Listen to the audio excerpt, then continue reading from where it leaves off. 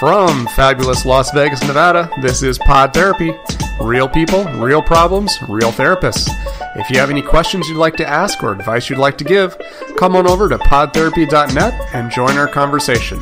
It's episode 18, and we want to give a big thank you to our faithful listeners, a welcome to our new listeners, and a heartfelt Privyet comrade to our Russian bots following us on Facebook. And now, broadcasting from Jim's office, that guy is Dr. Jim Jobin. I'm Nick Tangeman. It's time for some Pod Therapy. I am honestly impressed that you not only looked up something in Russian, but then you pronounced it with an accent. No. I didn't look that up. What? Are you a spy? What's the deal here? Yes. What are you trying to say? I always thought you kind of looked Russian. Yeah. No. So when I was in high school, my dad and I took a class in conversational Russian at a local community college. That is not a normal thing. I just want to point it out. So I can say hello, I can say thank you. Why would Iowans... And I can count to 10. Why would you from Iowa want anything to do with Russia? Isn't that like a place where it's like red meat, red state, we hate the Russians? No, there's literally nothing else to do. There's nothing else to do. Yeah. So what did you say in that intro? What was that? That was hello, friend. Oh, really? Yeah. You said hello, friend. Yeah, well... To the Russian bots. Privyet.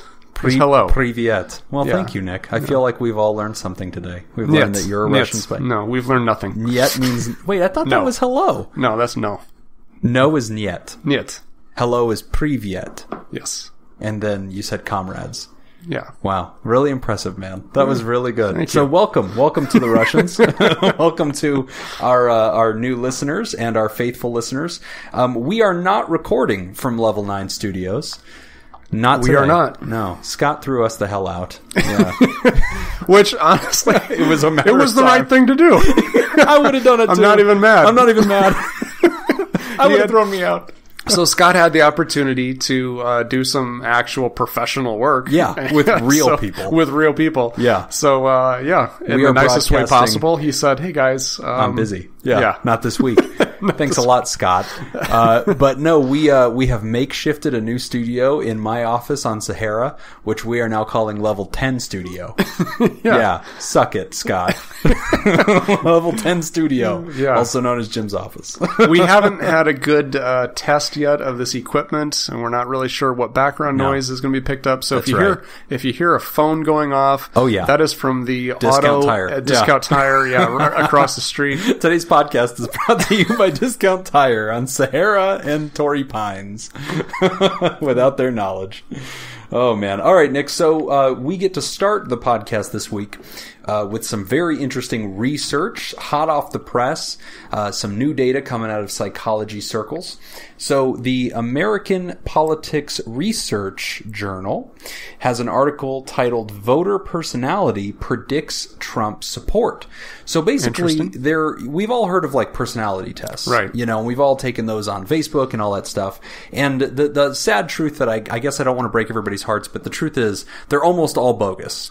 Like, there's almost no exception to this. They're all bad. None of them actually correlate with data. So whichever Harry Potter house you were sorted into, that's probably not true. Like, I don't know. I mean, you know what? If it matters a lot to you to be in Gryffindor, just keep on believing, baby. But it's not rooted in science. Yeah, so there's the MMPI. Yeah, the Minnesota Multiphasic Personality Inventory? Personality Inventory. That's Right. it. Yeah. And that's a real thing. That's an actual battery that right. we'll give people. That's like a 60-question battery. Myers-Briggs is the one I was thinking of. So, okay, Myers-Briggs is this famous one that you can take online, and people know all about it, and it's from two psychologists, Stephen Myers and, goodness gracious, I forgot who Briggs is. And just Briggs, yeah. That's her only name. And what drove us all crazy about this is that Myers-Briggs is this very well-known personality test, and it usually rates you into a couple of different categories, and this is where you've seen like 4 letters that define you, so it'll be like SNRI or whatever, or JNRI or whatever. And so there's like introvert or extrovert, and then there's other like additional qualities that you might have, like justice oriented or whatever. That thing has been so thoroughly debunked. Nobody in actual science ever has used the Myers-Briggs, refers to it in any way, or holds it in any esteem. It is junk science that they are making a killing on because people enjoy it. They take the stupid test. It is fun to do. And they're like, I'm an SNRI. What are you? Like, oh, that's so like you. It's as accurate as a horoscope. You read into it whatever you want. And so it's no good. It's no use. But this data, this data that says that they can predict a Trump voter based on personality, that is based on hard science. And there's actually a personality test called the Big Five. And it's 5 personality traits that they basically do a measurement exam on you, and then they rate you as high or low in all of these traits, right? So imagine it like you're looking at a little mixer board, right? Where there's like 5 different faders, and you can be high in that quality or low in that quality. So these 5 ingredients, people have different balances of those 5 ingredients, and that essentially is a personality test that we use called the Big Five. So what this study realized was that whenever they did an examination of people that were voting for Trump, and this was conducted during the Iowa primaries during the Republican caucus. Oh, Iowa caucus. Oh, I apologize. Caucus. You guys are the first caucus in the nation. Correct. And then the primary is what, New Hampshire? New Hampshire. Yes. Oh, sorry about that. I apologize, Iowa. all of the Iowa people who were rolling in their Russian examination chairs. Whatever's going on out there. So yeah, the Big Five qualities were measured in early Iowa voters, and what they discovered was people who ended up voting for Trump had qualities in common. So here's what it says, and I'm quoting from the study. One contributing factor for the stability and vigor of Trump's early supporting coalition in the Republican primary was how well his messaging resonated with voters who have particular personality traits: low agreeableness, low openness, low neuroticism, high extroversion, and high conscientiousness among voters not only predict favorability toward Trump, but also preferring Trump to his competitors. It's fascinating. It's very interesting that you can actually do an actual study and predict how a person will vote based on their personality traits. That is pretty interesting. So, for the average listener, how would you describe neuroticism? So neuroticism, in the study of the Big Five, neuroticism has to do with attention to detail and like how problematic it is to you when something's incongruent. Right. So are you the kind of person who can wear socks with sandals? If the answer is yes, low neuroticism. If the answer is high, like no, that would absolutely bother me, high neuroticism. So low neuroticism was associated with a higher likelihood of voting for Trump. Right. So the 5 traits were low agreeableness. That kind of speaks for itself. Low openness. So not open to new ideas. Not open to new ideas. Low neuroticism. Okay, right, so not easily bothered by little things. Okay. And then high extroversion and high conscientiousness. Oh. And that's really interesting because in some ways I kind of see Trump in there. You know, like if you said, would you see Trump as an agreeable person? No, not particularly. Would you see Trump as an open-minded person? No, not particularly. Would you say that he's really easily bothered by things being incongruent? No, he's comfortable with conflict. Like he doesn't mind that. He doesn't even mind contradicting himself. He doesn't mind if things are out of order. People say that Trump thrives in chaos. Like that's his management style, is he pits everybody against each other and he enjoys disorder. Would you say that Trump is extroverted? Yes, highly. I think absolutely. And then high conscientiousness. You know, do you think that they have a strong opinion about things? Yeah, I think they do. So like that's an interesting little thing. But those 5 personality traits, you can actually predict a Trump voter based on a personality test.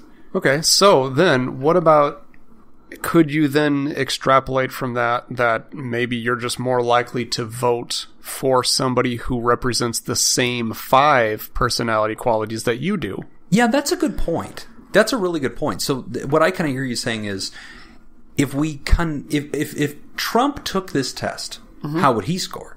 And what I was just saying is I think he would score pretty much the same as his voters. Exactly. So perhaps we vote for people who are most like ourselves in personality type. Right. But we believe that we're voting for people that share policy issues. Yeah. You know, Nick, that's a good point. Like, I'm inclined to believe that. I'm inclined to agree with your proposal there because my job here is done. Yeah, you've nailed it. All right, I'm out. No, it's funny because we all want to believe that our political opinions are held in some like beautiful state of logic. Like, I just happen to feel this way about taxes, or I just happen to feel this way about war, and I like I like politicians who agree with that. And I think to an extent that's probably true, but I think you enthusiastically vote for a presidential candidate in large part based on their personality. If you thought Bernie was cantankerous and annoying, you didn't vote for him. But if you found him candid and honest and you liked that, then yeah, you probably did. Right. And you probably aligned with his policies. Same thing with Trump. That's really fascinating. So let me ask you this. In your personal life, let's step away from research. Let's use anecdotes. Okay. As a guy who lives in this nation and who interacts with all sorts of people, would you say that you've noticed that the people in your life who did support Donald Trump or continue to, that they actually share some of his personality traits? Oh, man. Now, before you get put on the spot, I will Okay. point this out. The research did go to lengths to say this was only true during the early primary season. Right. Because in the very, very beginning of the Republican primary, only 20% of all GOP voters liked Trump. And they're saying that 20% looked like this. Right. Over time, eventually John Kasich, who looks nothing like Donald Trump, supported Donald Trump. Right. Yeah. So that's very good. That's an important distinction to make because, I know a lot of people, not a lot. I know some people who voted for Donald Trump simply because he was the Republican candidate. Exactly. Right. And they don't share any qualities with him. Right. Do you know any diehard Trump supporters? No, not anybody really close to me that I know really well. It's more like friends of friends. Well, except for my nephew, Kevin. Okay.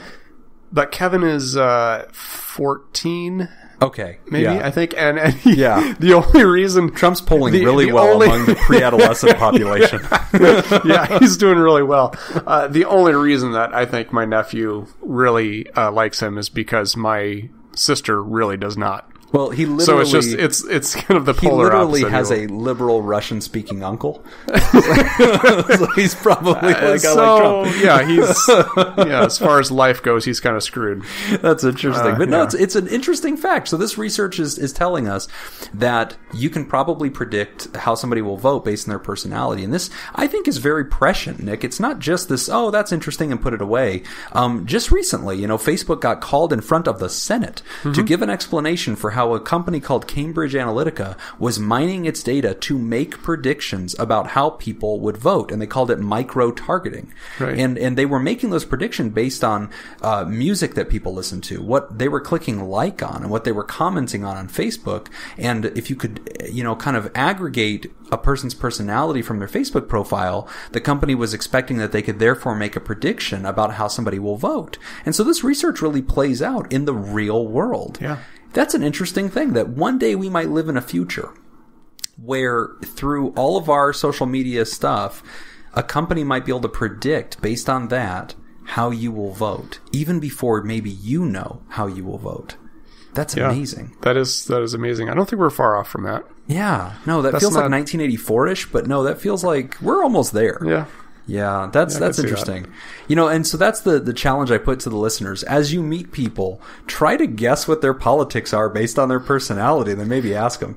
Well, and then I guess the other thing too, I mean, depending on how far down this rabbit hole you want to go, Sure. How does your personality develop? How much of your personality is not from genetics or anything biological, Right. but based off of your environment and how you grew up? Because we know that how you grew up in your environment has a big influence on your political leanings. Yes. And what's so interesting about what you're saying is, I think, again, we want to believe that our politics come from this very logical, deductive reasoning place. But what the implications of this research might tell us is that you have a predetermined politics. Your politics are not even a choice. You have the illusion of choice. You believe that your politics is something you chose. But really, your personality predisposed you toward those politics. And your point to add to that implication is, Jim, your personality isn't something written in your genetic code. That might be a factor. But where you grow up and who you grow up with impacts your personality. Therefore, that's why we see trends where a state might be a red state. And those people might have similar personalities, therefore similar values, and therefore they vote as a herd. Yeah. Wow, that is fascinating. But I think it also speaks to the difference that we see. People talk all the time about the political divide in America and, how we feel more divided now than we've ever been in the past. Part of this, if this research bears out, is because these are literally two different sets of people. It's not just they've come to different conclusions about how taxes should work. They're coming to different conclusions about who they are as people, and that bears out. So what limitations do you see to this? In the study itself? Yeah. The limitations are that the study is only done on a small sample in the Iowa caucus. So we're only talking about Iowans, to start off with. Really all that matters. That's all that matters. That's America, right? That's why they're the first in the nation. But I think a sample of New York Trump people versus Iowa Trump people are fundamentally different. Right. True. So I think that it's hard to come to a universal conclusion based on that small sample size, and it's very specific locale. But I appreciate the implication it's making. And actually, this is the second time that I've seen some strong research in this direction done with the Big Five personality traits, where they've basically pointed out that they've done, there's one book that came out where they did a study of all of conservative America and looked for a personality pattern, and they did discover it. And then they did the same thing with liberal America. Now, it wasn't this bold, very clear black and white situation, but there was a correlated data set, and I think that that's valuable. Mm-hmm. So I think that I'm prepared to accept that. I mean, I think it's not going to be black and white, but I'm prepared to accept the implications of this, that personality does predetermine your politics. Right. The only thing I'm a little skeptical on is I'm always skeptical of personality tests in general. Right. Now, if you're going to if you have some kind of personality test that is backed by science and it has been shown to be, have validity, and all that's good. But I don't like personality tests that then try to make a prediction on the person. That's very dangerous. I've done one training that I can remember I did was the colors training. Oh, I remember that. Where you take this test, and then based off of how you score in this test, then they assign you a color. Right. And then they proceed to tell you how you are. Yeah. Based off of you're a yellow. The color. Yeah. And so I went to this training, and everybody in my office they loved it. They thought it was the greatest thing ever. My supervisor was all pumped and everything. And so I went to this training, and I was identified as a green, which is logical, fact-based, very non-emotional, just all like Spock, right? Right. Okay, it's very much like that. And so I get back to the office. My supervisor is like, "Oh, how was the training? Didn't you love it?" And I was like, quite honestly, no. I thought it was bullshit. Right. I did. And she's like, "What? Why?" And I explained. And she's like, "Well, what color were you?" I said green. And then it was, that's what a green would say. Oh my gosh. Oh yeah. So that's when I gave up. That's maddening. All right. That's maddening. No, you're right. A lot of these personality tests are no more accurate than a horoscope. To me, it does explain a lot, because we tend to think, oh, well, religious people, they're going to vote Republican, right? And a lot of people point out, well, some of those views are inconsistent with your faith tradition. So why are you voting that way? And this data suggests that, well, the reason that they enjoy being a part of a faith tradition might be some of their personality features, and it's also why they're going to pick this kind of candidate. And so when we know that, it changes your perspective on, oh, well, what about these contradictions? Well, those contradictions were always irrelevant. They're not supporting the candidate because they actually firmly believe a lot of this. They're supporting personality traits that are familiar to them. So anyway, I'm not sure if it's a slam dunk, but that's an interesting takeaway from that research. Yeah. All right, we're going to take a quick break. When we come back, we're going to get into our listener mail. You're listening to Pod Therapy.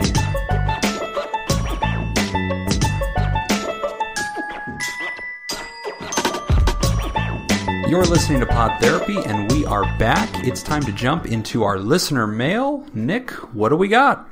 All right, our first one. What I want from a relationship. Jim. Is that all it says? Believe it or not, no. This person does not go there. Wow, they went a completely different direction. Unpredictable. Yeah, that's what I like about our listeners. Yeah, they don't say that. Yeah. All right.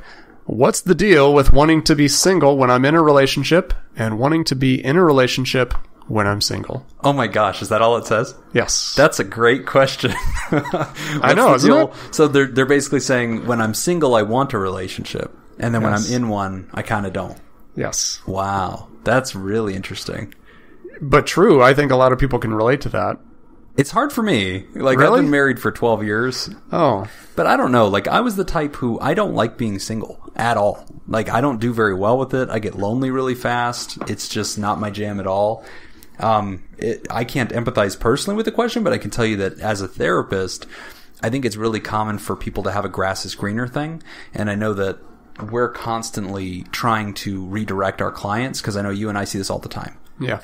People always have this idea that, oh, well, this program's not working for me, but I'll go to this other one in California and everything will be fine. Or, I used to do it this way. Now and it's like, we're all for change. We're all for trying new things, but there's a lot of illusion of the grass is greener on the other side. Absolutely. And I think there's, to our listener, I've got two theories on this. Theory number one, which let's hope it's this. Theory number two is going to be a little bit more work. Okay. I like theory number one already. So theory number one has to do with what we call euphoric recall. Oh.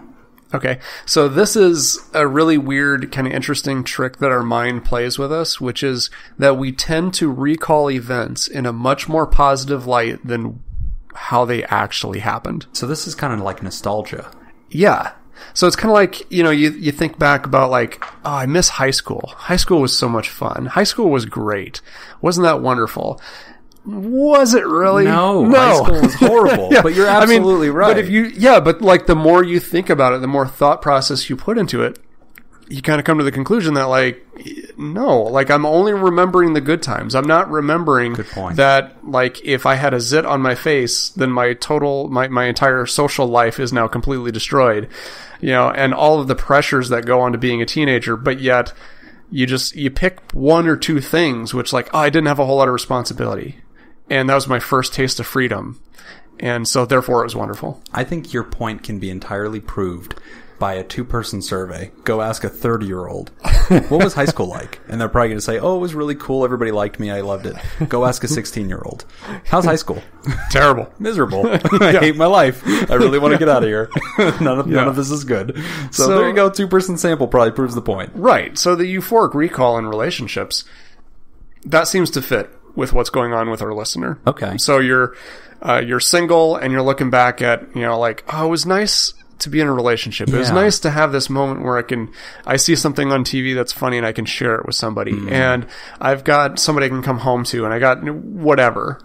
And then you get into that relationship and you remember like, oh, wasn't that great? All that freedom that I had. Like if I wanted to just go out, I could just go do it. And I didn't have to ask permission. I didn't have to clear it with somebody. So that's part of it. I think theory number one, euphoric recall. Got it. Theory number two is there's something else internally going on. You're trying to fill a void with a relationship. I see this happen a lot with people in our program and people that I've worked with in the past where they're dealing with something external. And not external, internal. Could be trauma, could be abuse, neglect issues, could be mental illness, could be a whole number of different things. And they see the relationship as being the solution. If I could get into a really committed, serious relationship, my problems would be over. And then they get into that relationship and they realize, no, you know what? I think I was better off single. That relationship ends. No, you know what? I think I was doing better when I was in a relationship. Right. And it's like constantly trying to fix a problem with the wrong tool. So they're using the presence of a relationship or the return to being single, believing this will solve it. The problem isn't me. The problem is my girlfriend, or the problem is I'm lonely. Right. And then they seek those things or they desire those things. But then once you get there, you're still unsettled because you were the problem all along. You still brought yourself to the relationship and you're the one who's by yourself without the relationship. And so in the end, it's the stuff that you haven't resolved yet. Yeah. And I think sometimes for the people that I've noticed or that I've worked with, I've noticed that they're not really even aware of it.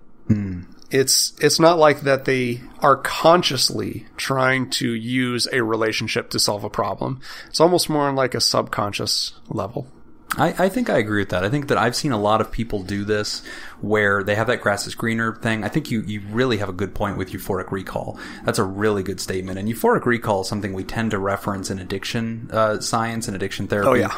Because somebody, thinks back, they fantasize about what the good times were using their drug, and they forget that they got a DUI and they were in jail and their family hates them and they pawned their grandma's pearls.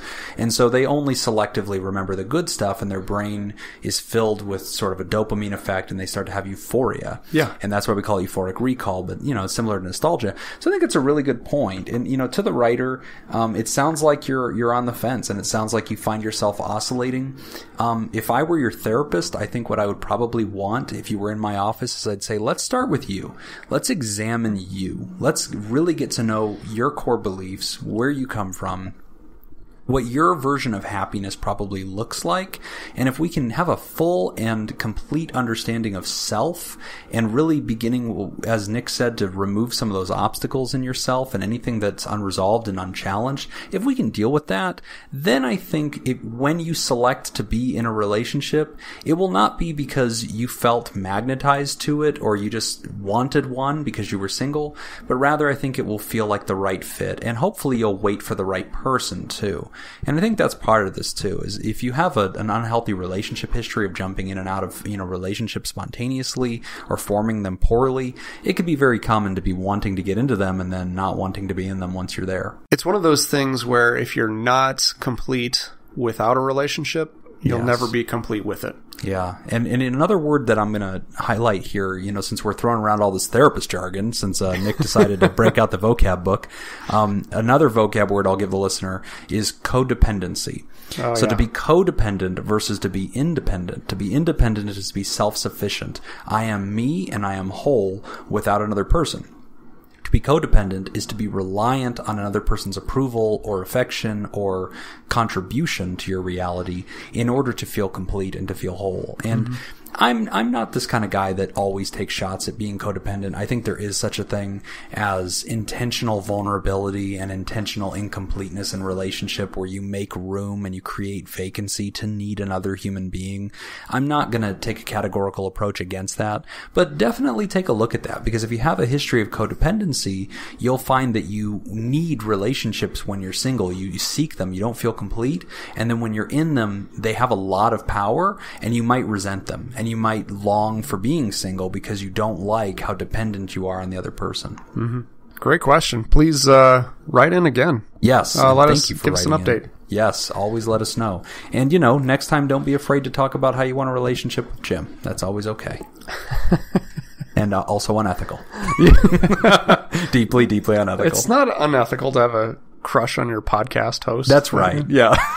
I have a crush on my podcast host. Oh, God. Hey, Nick. All right. I need an adult. All right. When we come back, we are going to talk about having a burner phone. This will be interesting. Stick around. You're listening to Pod Therapy. We're back with Pod Therapy, and we are about to dive into a question about having a burner phone. This is going to be fascinating. Absolutely. All right. So the question is titled, My Wife Has a Burner Phone. My wife, let's call her N, and I had some problems. Specifically, she admitted to cheating with a guy who we'll call S. That was a year ago. Afterward, we made some good progress with counseling. We're in a better place. It's definitely not the same, but it's better. Anyway, even though we're better, I still can't move past the incident. What's worse is that N and S still talk. But, as my wife puts it, we talk, but not like we used to. Anyway, yesterday I had to change my wife's tire, and in the spare tire compartment I found a burner phone. I don't know how to bring this up. My head is all over the place. I don't know what to do. I want to confront her, but she'll accuse me of snooping, which I have done before. What do I do?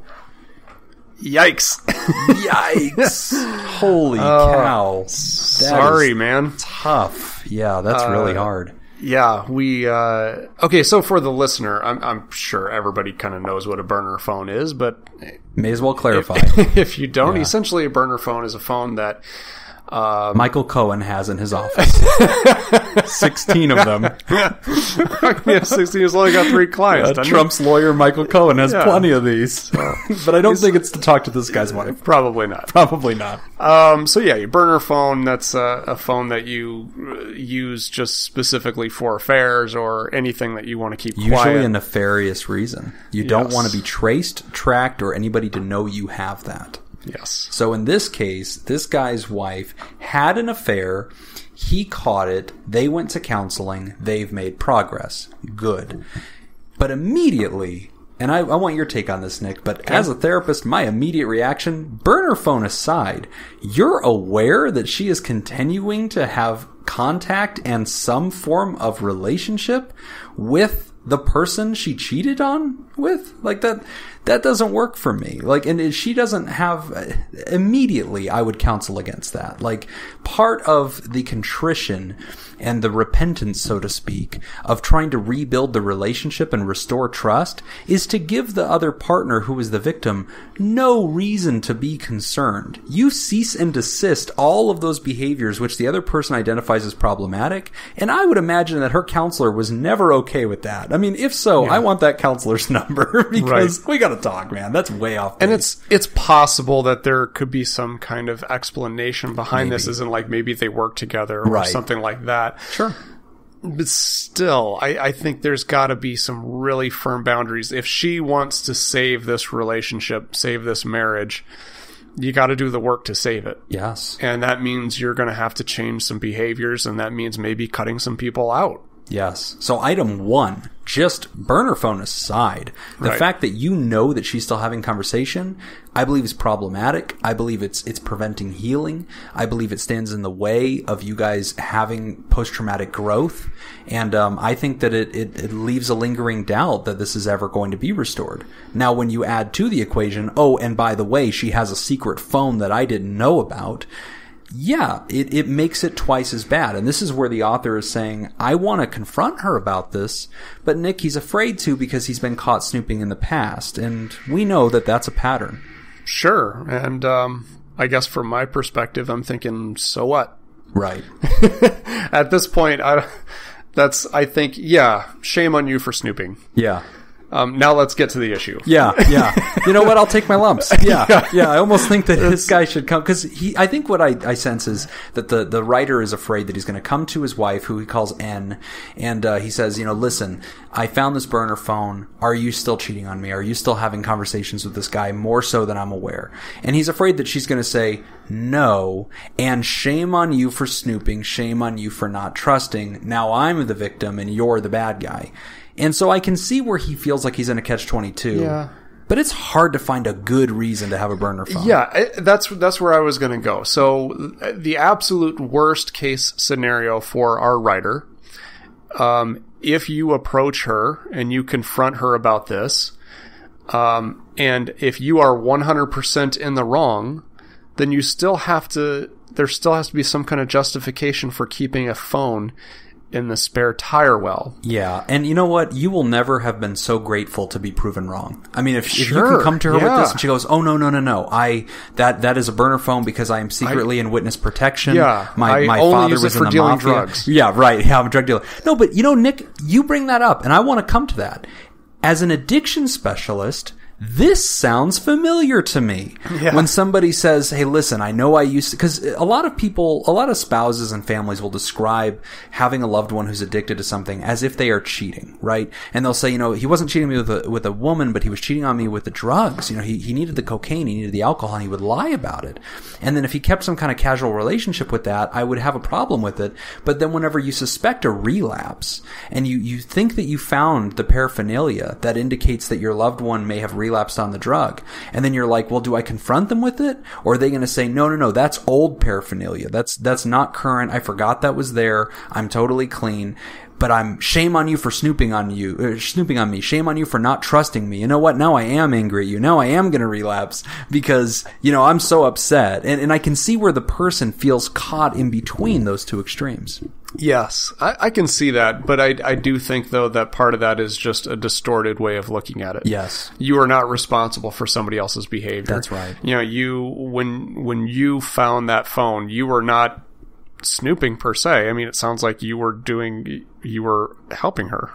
Yes. Right? I mean, so... You have a good explanation for why you were in that compartment. Right. There's not a good explanation for why a burner phone is in the spare tire area. Here's the other thing, too.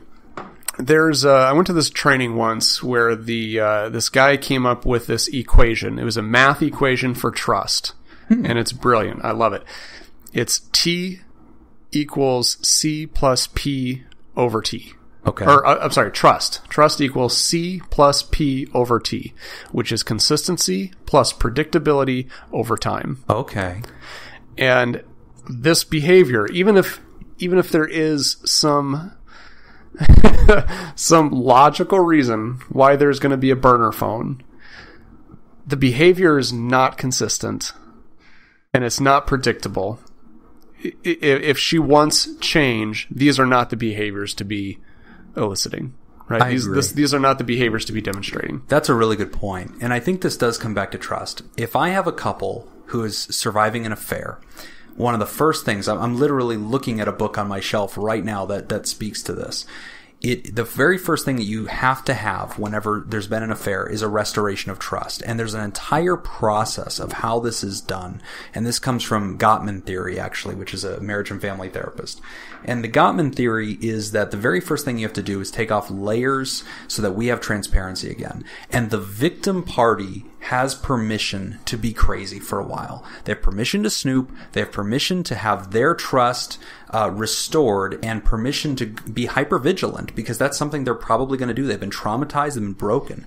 And the offending party has to acquiesce to that. They have to give themselves to the restoring of trust and be allowed to be inquisitioned as often as possible. Mm-hmm. And we see this in addictions too. Yeah. I have the right to do a P-test on you if I think that you're using, and that's not offensive to you. You're the offending party. Right. You're the one that has something to prove, not me. Right. And then the second thing, though, that I hear in this question that I just want to bring back to the writer is one of my rules is inspect what you expect. Okay? You expect faithfulness. You expect that this is no longer a threat to your marriage. It's time to inspect to make sure that that is still true. Mm-hmm. You have every right, even if you had snooped and found this phone in her work bag or in her nightstand, I would say that you still need to bring it to her forthrightly and that you are completely justified in that. And if she tries to make this your problem, that is actually a manipulation. We call that gaslighting. And that makes you feel like you're crazy for doing what is a reasonable thing to do in the situation.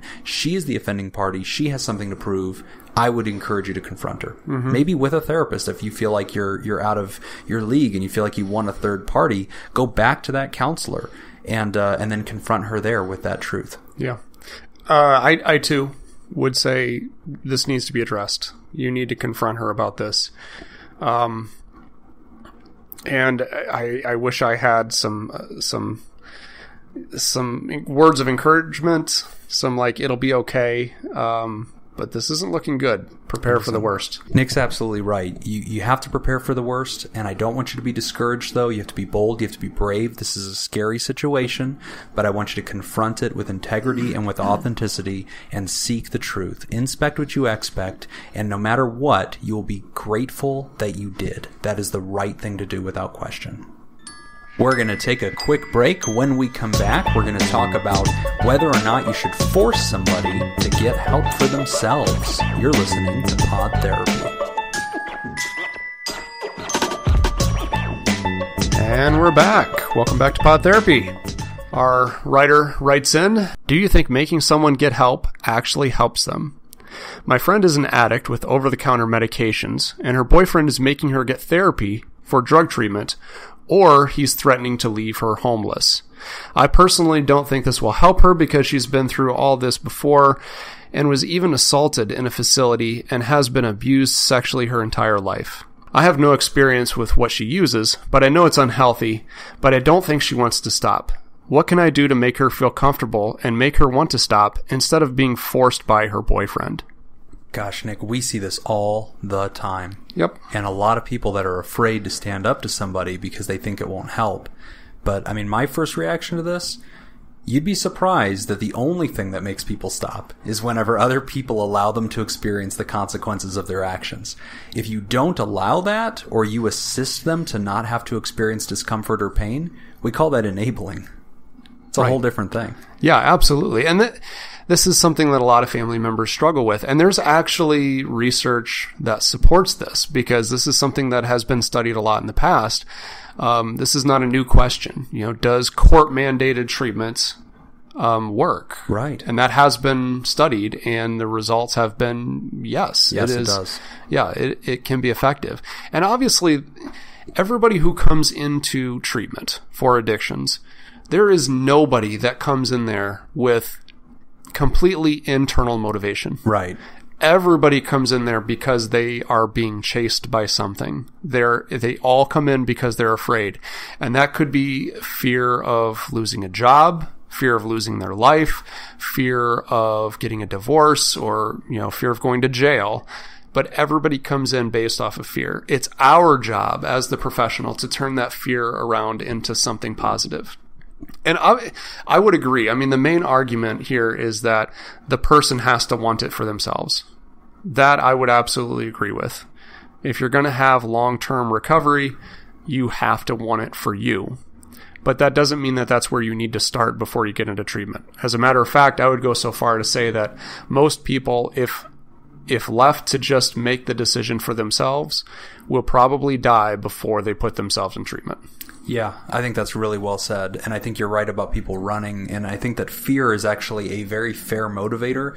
I think the reason that people get treatment is the same reason most of America wakes up and goes to work every day. I don't think they're going to work every day because they're so passionate about what they're going to be doing. If you work at the library and you're like putting books back on the shelf every single day, I don't think you're waking up every morning like, boy, I can't wait to do that. I go do that because I like the food that I buy with that money.